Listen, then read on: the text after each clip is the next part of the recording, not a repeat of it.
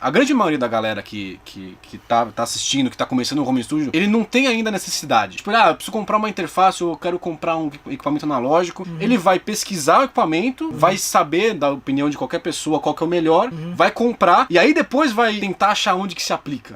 Então você... é um problema. Me explica, tipo, aí como é que você... Como eu faria? Como é que você compra o equipamento? Tipo, você tem um distressor. Você comprou primeiro um distressor porque todo mundo tem e depois aplicou? Ou você sentiu primeiro necessidade e depois comprou um distressor? Com certeza, necessidade. Eu coloco sempre... O propósito é o guia da nossa existência. Então, vou aplicar isso do micro ao macro. No micro, a gente começa entendendo que eu preciso chegar em tal coisa. Eu preciso chegar num determinado resultado. Então, eu começo a pesquisar o que usar para chegar naquele determinado resultado. Quando eu digo pesquisa, tem muita gente, e agora vem a resposta do 007 de novo, a gente de campo, que é muito isso. A pessoa no laptop lá pesquisando em fóruns, não vai chegar, não é a verdade garantida que você vai chegar naquele equipamento que é exatamente o que você precisava. Eu acho que vale muito mais a pena você sair em campo, cara. Você visitar estúdios, você perguntar para pessoas que manjam do áudio, manjam de áudio e tem aquele determinado equipamento. Quando você começar a chegar perto de determinados nomes, você pedir para visitar determinados estúdios, pedir para ver aquilo funcionando. É muito importante isso para você saber se aquilo vai atender a sua necessidade, para você poder gastar seu dinheiro direito. E conforme você vai entrando no mundo e vai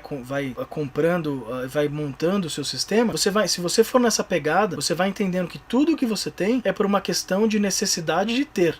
E não porque você quis fazer uma orgia equipamentística com o dinheiro da sua vovozinha ou porque você herdou milhões. Sim. Você tem que pensar e ter pena do dinheiro, porque isso é fato. Não adianta, eu conheço muita gente com muito equipamento que não tira o som que um cara tira com o celular dele se ele colocar no lugar certo de uma gravação ao vivo de um estúdio, por exemplo. Tá, próxima pergunta. Tá pronto aí, cara? Sim. Quais limitações, isso aqui é legal, quais limitações que existem no home studio e não existem no estúdio convencional? Bom, difícil falar que é um estúdio convencional, né? Porque cada um tem uma particularidade.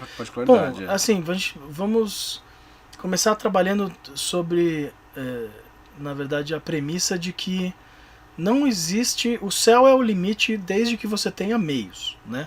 Mas eu entendi o que você quis dizer. O cara no home studio, o que ele mais vai sentir falta quando ele finalizar o trabalho dele, que ele vai falar, puta, isso podia... Se eu tivesse num estúdio grande...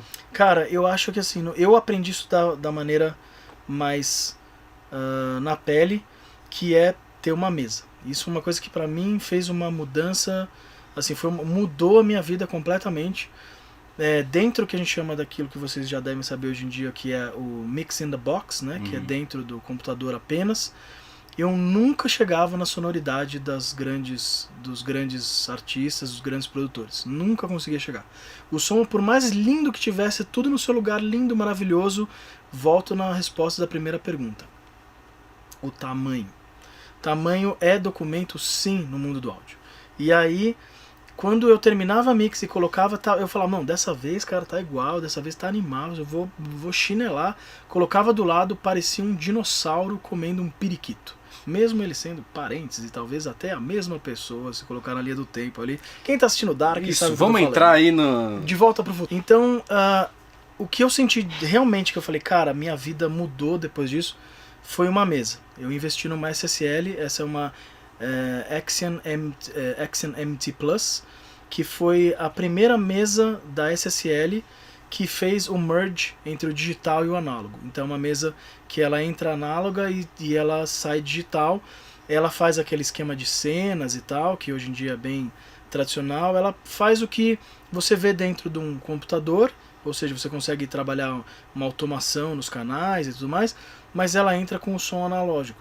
E dentro dela você ainda tem a escolha de prés digitais, que você pode inclusive emular prés de todas as linhas de aniversário dela. É uma mesa incrível e que, acredito eu, pelo tamanho, o som passar por tantos... por um caminho tão grande e ser recebido em canais com tantas peças trabalhando para que aquele canal apareça no seu computador, aquilo fisicamente te dá algo maior, espectralmente falando. Então, quando eu passei a mixar nela e eu terminava as minhas mixagens, eu finalmente estava falando algo do mesmo tamanho das mixagens dos grandes nomes, assim. Eu acho que essa foi a grande mudança. Mas para alguém que está em casa, eu com certeza indicaria a parte de DAW, né? Se você puder investir, eu investiria em alguma coisa por exemplo, da Apogee, uma Duet, uma coisa pequena, alguma placa que te dê uma boa conversão. Ou também tem com bom pré. Com bom pré. Você tem tem excelentes escolhas na a Apollo, né? Você tem a turma lá da Universal Audio, você tem a turma da Apogee, você tem a turma da Antelope. Nesses três mundos você já vai uma puta qualidade de home studio. Porque é isso que você precisa, de conversão. Esse é o problema de estúdio, de estúdio, home studio. A conversão tem que ter qualidade. O que você vai transformar de analógico, para transformar aquilo, para fazer aquilo que vai ler, pegar aquela pressão atmosférica e transformar aquilo em uns e zeros, tem que ser feita por uma empresa de uma qualidade fora da realidade. Então você precisa de uma interface boa. É isso que eu investiria se eu tivesse um home studio. Interface. Seria o primeiro bagulho que, antes de microfone, antes de tudo. Porque qualquer coisa que você tiver com uma interface vai chegar no seu computador com uma qualidade incrível. Ali você fiel, e fiel. Você pode escolher trabalhar. Eu trabalho com uma Symphony, uma Apogee, que é uma State of the Art, é o top de linha da Symphony, da Apogee, mas eu te falo que as coisas que eu gravo com uma Duet, que eu tenho também da Apogee, quando eu tenho que gravar alguma coisa por aí e uso essa Duet, que são 4 canais de entrada e 4 canais de saída, eu acho. Você tem uma conversão que quando eu chego aqui ela tá falando quase que de igual para igual. Pode crer. Pergunta plus aqui. Você tem 2 racks aqui, não sei se vocês estão vendo. Tem 2 racks. Tem um rack aqui que é só de processador externo e tem a mesa. Se você pudesse escolher, se tivesse que escolher na verdade, tipo, usar... Mesa? Não usar os processadores daqui, usar tudo plugin. Mesa. Por quê? Por causa dos prés ou por causa do processador? Porque a mesa ela é feita... depende da mesa, tá? Vamos deixar isso bem claro. Sim. A gente tem... É complexo você falar, porque tem muitos estilos de prés e tem muitos estilos de mesa. E a proposta também. A proposta e tudo mais. No meu caso, eu prefiro a mesa porque eu recebo a mixagem dela. Não só gravo usando os prés dela, mas eu também abro a mixagem na mesa. E ao abrir a mixagem na mesa, é aquilo que eu falei pra você. Só isso já dá vocês. O som ele é dividido em canais e toda a gama de transistores e válvulas que trabalham para que aquele som entre no Pro Tools com um tamanho gigante. Aquilo realmente aumenta o tamanho fisicamente. Ele manda um tamanho maior para dentro do computador. Então você recebe aquilo e vai abrindo aquilo em 64 canais, sei lá quantos canais, você vai receber um negócio muito maior. Em prés, eu vivi a minha vida inteira mixando em prés, usando gravação só com prés e tal, e não era a mesma coisa. Não era a mesma coisa. Eu usei outras mesas, eu tive também uma C4 da Avids, né? Que é uma mesa que é utilizada com Pro Tools e tal, indicado para usar com Pro Tools. Tem uns puta prés legais, inclusive prés da Focusrite e tudo mais. Legal, já foi uma coisa diferenciada, mas ainda assim não foi a mesma coisa. Eu só comecei a entrar no mundo maior das coisas grandes mesmo, fisicamente grandes, quando eu passei por um summing. A primeira coisa que eu tive que eu não trocaria por nada seria um summing da SSL. Tem summing da API, tem summing da Neve, tem summing da Allen Heath, tem diversos. E eu trabalhei, o primeiro que eu tive foi um summing da SSL.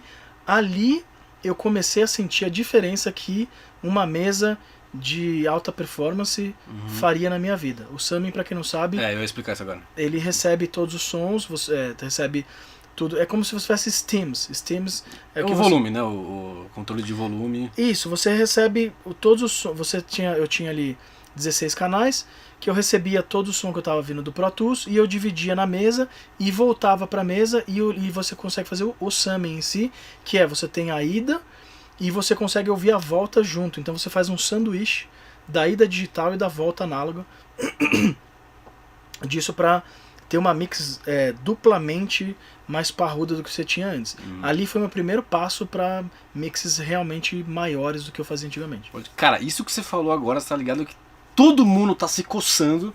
Porque assim, quem Sanduíche? pesquisa... Isso, sanduíche faz a pessoa se coçar. Que louco, cara. Você não falou sorvete, né? Sorvete, nossa, a galera ia ficar maluca. Urticária, não foi não, cara.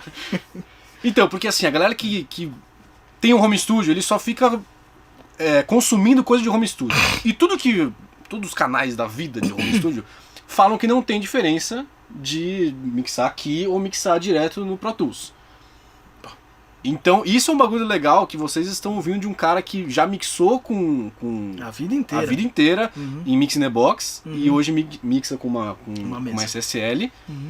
E é legal pra vocês pararem pra pensar aí se tudo que a galera tá falando de home studio é realmente verdade ou eles só estão usando isso de argumento pra tipo, falar, não, eu falo de home studio, então home studio é o melhor. Não, tá infelizmente a gente tem que entender que também tem a intenção e a realidade de cada pessoa. Sim. Claro que cada um vai defender o seu próprio peixe, né? Lógico. O cara tem home studio, o que você acha que ele vai vir falar? É lógico. Né?